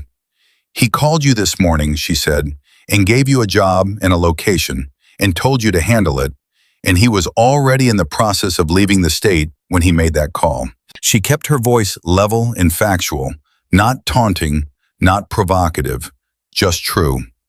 "He used you as a distraction, something to keep law enforcement busy while he moved." "You're guessing," he said. "I'm reading," she said. "There's a difference." She took one slow step forward. "You've been doing this 11 years. You've survived 11 years in this business because you're smart enough to know when the architecture of a situation has changed. The architecture of this situation changed 40 minutes ago when Carl Denning got in a car." Maya's eyes were fixed on Tessa, reading her, following the conversation the way she followed everything Tessa did now, with the careful attention of someone recalibrating what they understood about a person they had known their entire life. "Back up," Sosa said. Tessa stopped. "You're trying to get close enough," he said. "Yes," she said, because lying to a man who had survived 11 years on instinct was a waste of everyone's time. He almost smiled. "At least you're honest." "Always," she said. "So let me be honest about this. There are 2 agents outside this house who are currently being informed by Agent Caraway that you are inside. In approximately 3 minutes, they are coming through that door. What happens in the next 3 minutes is entirely up to you." "And you're offering me a better option?" he said. "I'm offering you the only option that ends with you walking out of this house on your own feet," she said, "which is that you let my sister go right now and you put your hands where the agents can see them when they come through that door." He looked at her. "Or," she said, "you hold on to her, the agents come in, and this becomes something much worse for everyone, including you, because federal agents responding to a hostage situation involving a kidnapping and assault on another federal agent are not going to be patient." "Torres," Maya said quietly, "is she okay?" It was such a Maya thing to say in the middle of this that Tessa felt something crack open briefly in her chest before she sealed it back. "She's conscious," Tessa said, keeping her eyes on Sosa. "She'll be fine." Sosa looked at Maya, then at Tessa, then back at Maya. "You two really are sisters," he said. "Yes," Tessa said. "She talked to me," he said. "The whole time I was getting through the window, just kept talking, calm as anything, asking me questions about whether I'd thought this through." "That's what she does," Tessa said. "It was unsettling," he said. "I know," Tessa said. "She does that to everyone." And in the fraction of a second, where Sosa's attention shifted between the two of them, caught in the specific human reflex of responding to something almost like warmth in an impossible situation, Tessa moved. Not toward him, toward the table. She closed the distance in 2 steps, put herself between Sosa and Maya with her body as the barrier, simultaneously using the edge of the table as a fulcrum point, and she took Maya's arm and moved her behind and to the left in a single motion that was so practiced it looked almost gentle. Sosa reacted.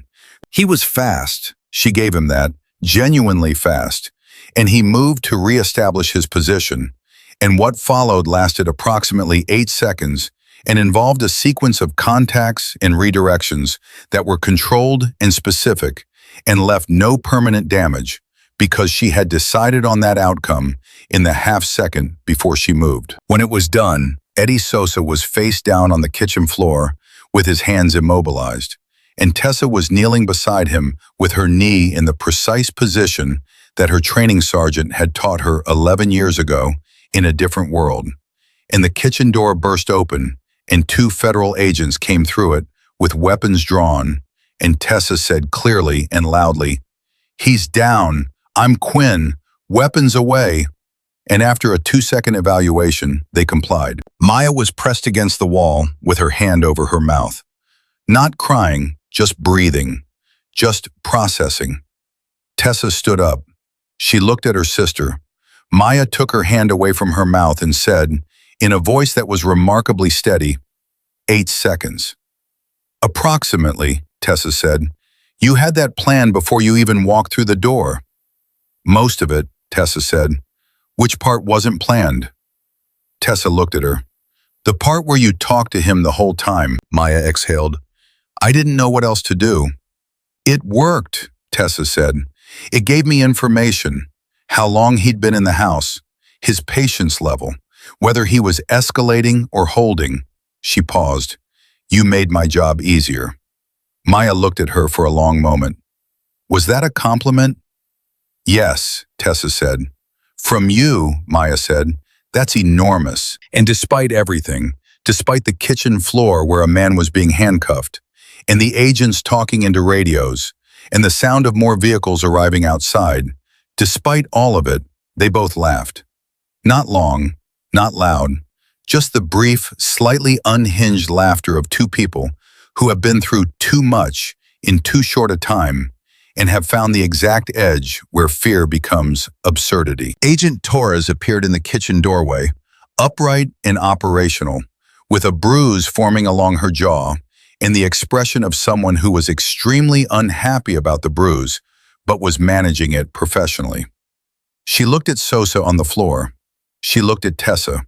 She said, next time, I go first. Deal, Tessa said. Carl Denning was arrested at 2:17 in the afternoon at a gas station 40 miles east of Copperfield on the interstate, trying to fill a tank and get to a state line that was never going to do him as much good as he believed it would. He was placed in handcuffs beside a car that contained 2 burner phones, $43,000 in cash, and a passport in a name that wasn't his, which collectively told the complete story of a man who had been planning this exit for longer than one morning.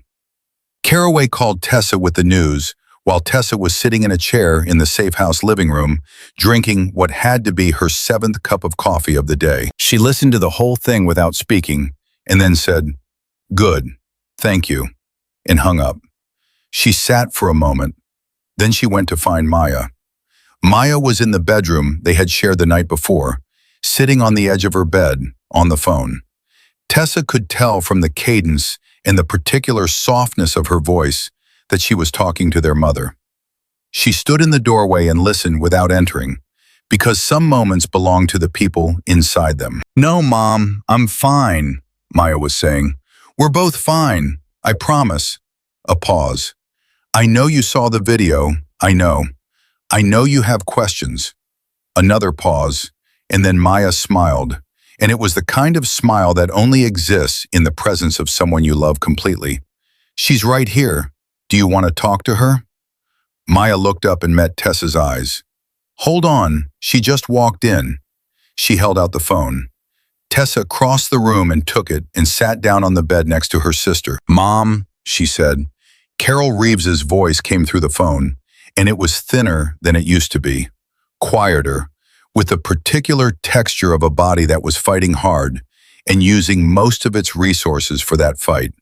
But the spirit in it was unchanged. That specific, undefeatable Carol Reeves spirit that had raised 2 daughters alone after their father left, that had worked double shifts of her own when they were growing up, that had taught both of them by pure example that you did not quit, not ever, not for any reason. "My girls," Carol said. "We're okay," Tessa said. "Both of us." "I saw that video," Carol said. "I watched it 6 times. "Mom." "Don't mom me," Carol said, and there was something almost amused in it. "You have some explaining to do, Teresa Marie." Teresa Marie. She hadn't heard that in years. She felt it move through her like something warm finding a place it had been away from for too long. "I know," Tessa said. "When you're out of the hospital and you're feeling strong, I'll tell you everything. All of it, I promise." A pause. "Everything?" Carol said. "Everything," Tessa said. "Good," Carol said. "I want to know who my daughter really is." And she said it without accusation, without hurt, with only love and an enormous, unshakable pride that needed no explanation and no defense. Tessa pressed her lips together. breathed. You already know, she said quietly. I know the bones of it, Carol said. I want the rest. You'll get the rest, Tessa said. I'll be there Thursday. Treatment day, Carol said. I'll be there, Tessa said. Both of us. She hung up and handed the phone back to Maya, and they sat side by side on the edge of the bed in the afternoon light of a federal safe house. And neither of them said anything for a while. And that was fine. Some silences don't need to be filled. Some silences are themselves a kind of conversation, one that goes deeper than words and carries more weight than anything language could support. Caraway came back to the safe house at 4 in the afternoon with the folder closed and the case summary in her hand, and the expression of someone who has done a very large and complex job and is now in the process of accounting for it. She sat across from Tessa and Maya at the kitchen table and laid it out clearly. Denning was in federal custody. Sosa was in federal custody. Hale was in federal custody and had been cooperating since 7 that morning. The organization's financial structure was being dismantled by a team of forensic accountants who had been waiting for exactly this kind of access for 8 months. Gary Phelps's documentation had been, in Caraway's words, absolutely pivotal. He kept better records than we did, Caraway said, and there was something almost rueful about it. He was scared, Maya said. Scared people pay attention. Caraway looked at her. That is an accurate observation. What about the diner? Maya asked. Gary's debt. If the organization is being dismantled, the debt instruments they held are being reviewed as part of the asset seizure, Caraway said. I can't make you a guarantee, but it is highly likely that the debt Gary Phelps was servicing will be voided as part of the criminal forfeiture proceedings. Maya absorbed this. He'd be free, she said. Very probably, Caraway said.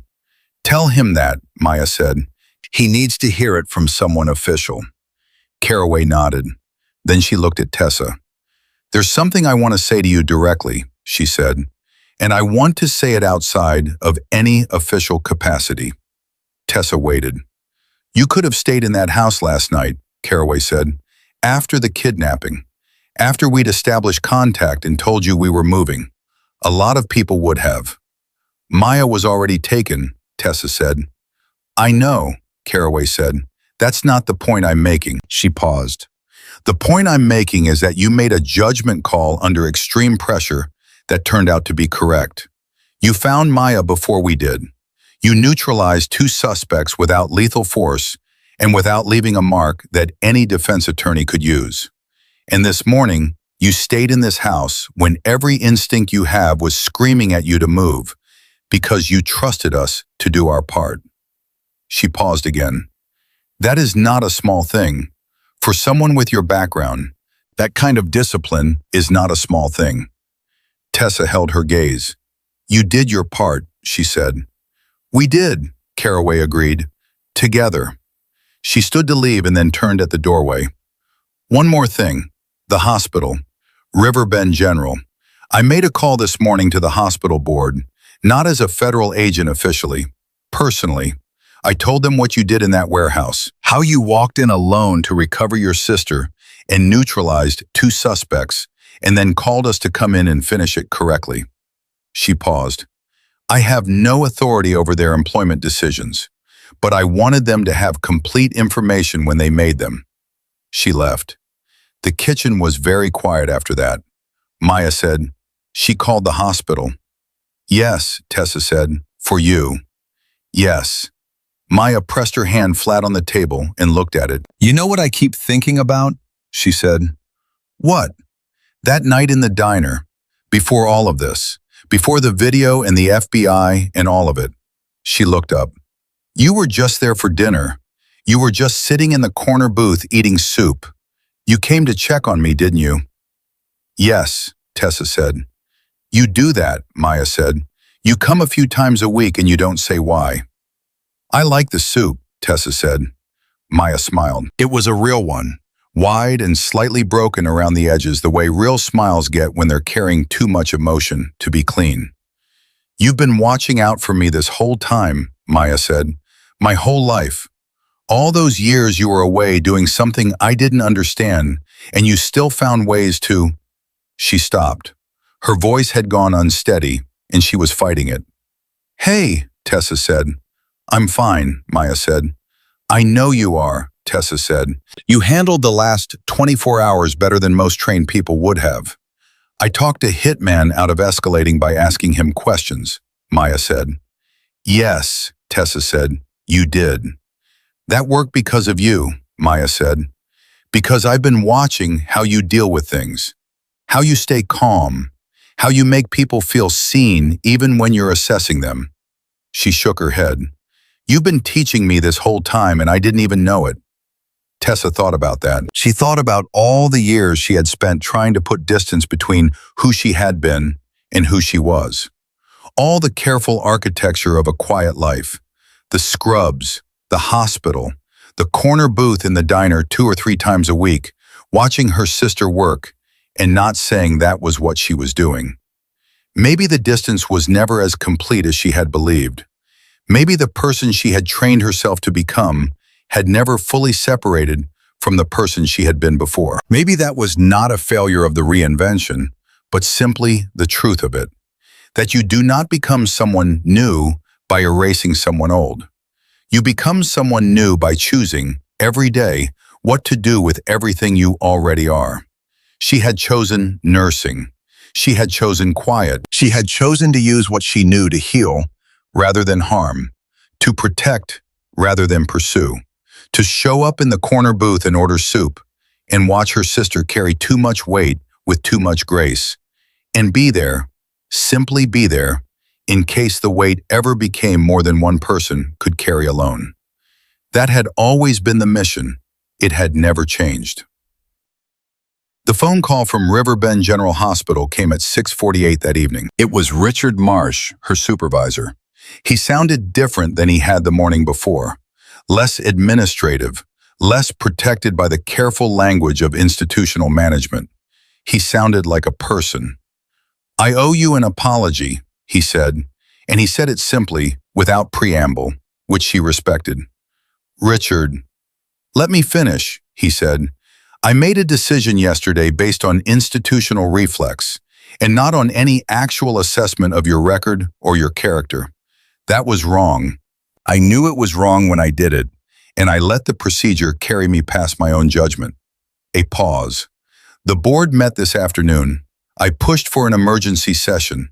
You are reinstated, effective immediately, with full back pay for the leave period." Tessa was quiet. "I'd also like you to consider," he said, and now his voice had a different quality, something careful and genuine, "taking on a mentorship role in the department. Some of our newer nurses, particularly the ones coming out of trauma backgrounds, could benefit from working with someone who has your ability to stay functional under extreme pressure." She thought about Torres in the kitchen doorway, with the bruise on her jaw, saying, "Next time I go first." "I'll think about it," Tessa said. "That's all I ask," Richard said. She hung up. Maya was standing in the doorway. She had heard enough. "You're getting your job back," Maya said. "Yes." Maya crossed the room and hugged her. Not a careful hug, a full one, the kind that doesn't calculate how much force is appropriate, that just holds completely and without reservation, the way you hold someone when you have been reminded how close you came to losing them. Tessa hugged her back. She held on. She did not do the 4-minute thing. She did not measure or manage or contain it. She just held her sister in the kitchen of a federal safe house at the end of the longest 2 days of both their lives, and felt the specific, irreducible reality of Maya being alive and upright and here. Some things you protect with training and skill and the deep knowledge of what your body is capable of, and some things you protect by simply showing up again and again in whatever form the moment requires. On a hospital ward, in a corner booth, in the dark of a warehouse at 4 in the morning with nothing but a flashlight and the absolute certainty that leaving was not an option. That was the same impulse. It had always been the same impulse. She understood that now in a way she had not quite understood it before, or had understood it in the abstract, but not in the bone-deep, inarguable way she understood it now. They visited their mother Thursday morning. Carol Reeves was sitting up in room 214 when they arrived, which was already a good sign, because sitting up took energy, and energy was the thing she had the least of right now. She had the television on, muted, and when they walked through the door, she looked at both of them for a long moment before saying anything. Then she said, "You both look terrible." "Thank you, Mom," Maya said. "Sit down," Carol said. "Both of you. You're making me tired just standing there." They sat, one on each side of the bed, the way they always did, so that Carol could look at both of them without turning her head, which was something she had told them she preferred during treatment, because turning her head too quickly made the room swim.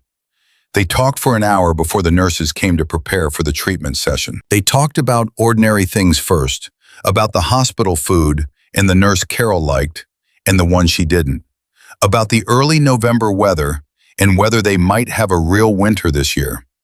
And then, gradually, the conversation shifted, the way conversations do when the ordinary things have been said and something more essential is waiting.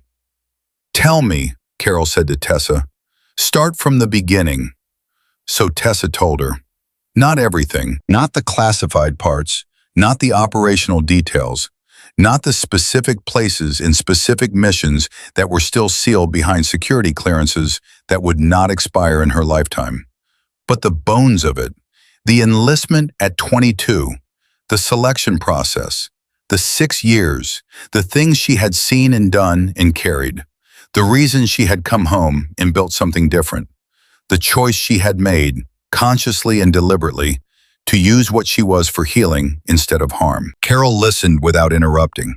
She had always been that kind of listener, the kind that gave you the whole space. When Tessa was done, Carol was quiet for a moment. Then she said, "I always knew." Tessa looked at her. "What?" "Not the details," Carol said, "but I knew you were doing something significant, something that required you to be very far away in ways that weren't only physical." She reached out and put her hand over Tessa's. Her hand was thinner than it used to be, the skin softer, but the grip was the same. "I worried," she said. "Every day you were gone, I worried. Not because I didn't trust you, because I knew the world you were in, and I knew what it cost." "I didn't want you to worry," Tessa said. "That's not a choice you get to make for me," Carol said gently. "Worrying about your children is not optional." Maya made a sound next to her that was either a laugh or something close to one. And there in room 214, with the morning treatment about to begin, and the IV line being prepared, and the window showing a November sky that was gray and low, and somehow exactly right, the three of them laughed together. Fully, all the way through. Later, while the treatment ran and Carol dozed with a particular exhausted piece of someone letting medicine do what medicine does, Tessa stood in the hallway and leaned against the wall and looked at nothing in particular. "Maya, I thought coming home would change that. I thought building a different life would mean that part of me was gone. But it's not gone. It's just pointed at something different." "Pointed at me," Maya said. "Pointed at you," Tessa said. "And Mom, and the patients, and anyone who needs it." Maya leaned her head against Tessa's shoulder. "Is that okay with you? Being built the way you are?" Tessa considered this for longer than Maya probably expected. "Yes," she said finally. "I think it is." She thought about the nurses in the ER who were running on 3 hours of sleep and managing trauma cases that would break most people. About the ones who came out of difficult backgrounds and difficult histories and showed up every shift and made the precise, high-stakes decisions that looked invisible until they saved someone. About all the competence that existed in that building that no one made a video of because it didn't look like something to record. She picked up the phone. She called the television producer back. "I'll do the interview," she said, "on one condition." "What condition?" the producer asked. You bring 3 of my colleagues, Tessa said. ER nurses. I'll give you an hour if they get 20 minutes each. Their names are going to be in the story alongside mine. A brief pause. That's unusual. That's my condition, Tessa said. Another pause. We can make that work, the producer said. Good, Tessa said, and she hung up. You know what I realized, Maya said, in the middle of all of this? When I was tied to that chair and when Sosa had his hand on my shoulder and I was just talking to keep him from escalating? What? Tessa said. I wasn't actually that scared, Maya said. Not deep down. Not the real kind. She paused. Because somewhere underneath everything, I knew you were coming. Tessa looked at her sister. At the whole truth, the kind that doesn't require explanation or defense or the vocabulary of heroism. A woman who had been built by extraordinary circumstances to do extraordinary things had simply, consistently, completely chosen to point all of it at the people she loved. She had lost her quiet life. Her past was public now, her history no longer hers alone. The world and Agent Caraway had told her, in a message sent at midnight the night everything ended, that the organization's network across 3 states was unraveling at a pace that was going to keep her team employed for the next 2 years.